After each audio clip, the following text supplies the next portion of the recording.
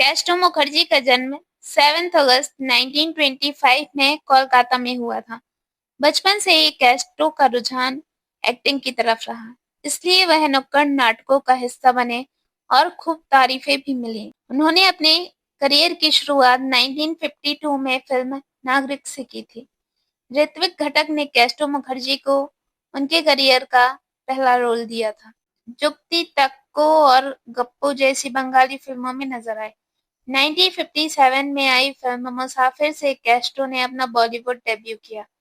इसके बाद उन्होंने कभी पीछे मुड़कर नहीं देखा। कैस्टो मुखर्जी ने फिल्म में जो मुकाम हासिल किया, उसे पाने से पहले उनकी स्थिति बहुत दुखदायी थी। एक इंटरव्यू में कैस्टो मुखर्जी ने अपने स्ट्रगल के दिनों को याद करते हुए बताया, मैं बहुत पीता हूँ। मैंने तब शराब पीनी शुरू कर दी थी जब मैं घर छोड़कर बॉम्बे हीरो बनने आया था।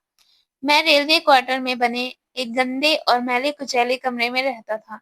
वहां खाने को कुछ नहीं था, बस पीने को ही था। मैं पीता था क्योंकि मैं फ्रस्ट्रेट था। मेरे पास कोई काम नहीं था। कैस्टो मुखर्जी ने आगे कहा कि मैं पीता था ताकि थोड़ा सो सकूं, इसलिए पीता था ताकि आसपास जो चूहे दौड़ रहे थे उनके बारे में भूल जाऊं। मेरे बराबर में ही कुत्ता सोता था। मैं टेंशन भुलाने के लिए पीता था।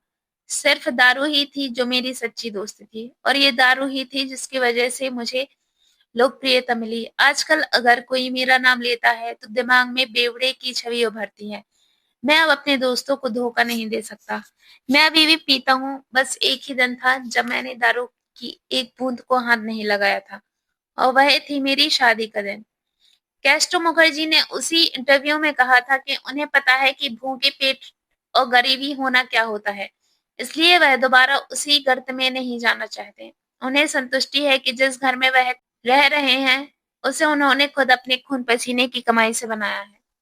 वह उसे कभी नहीं खोना चाहेंगे। कैस्टो मुखर्जी से जब पूछा गया था कि वह लगातार एक रोल मतलब शराबी का रोल करके थक नहीं जाते, तो उन्होंने जवाब दिया था, लोग चाहते हैं कि बेवड़ा का रोल मैं प्ले करूं।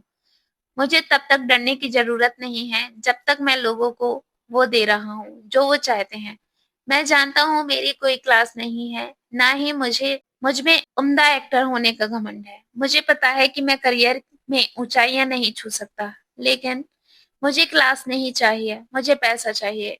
क्लासी होने से मैं अपने बच्चों का पेट नहीं भर पाऊंगा, लेकिन पैसा होगा तो मेरे पास सब कुछ। 1981 में आई मूवी रेखा और राकेश रोशन स्टारर खूबसूरत में भी कैस्टो मुखर्जी नजर आए। इस फिल्म में उन्हें best performance in comic role का फिल्म फेयर अवार्ड भी मिला था।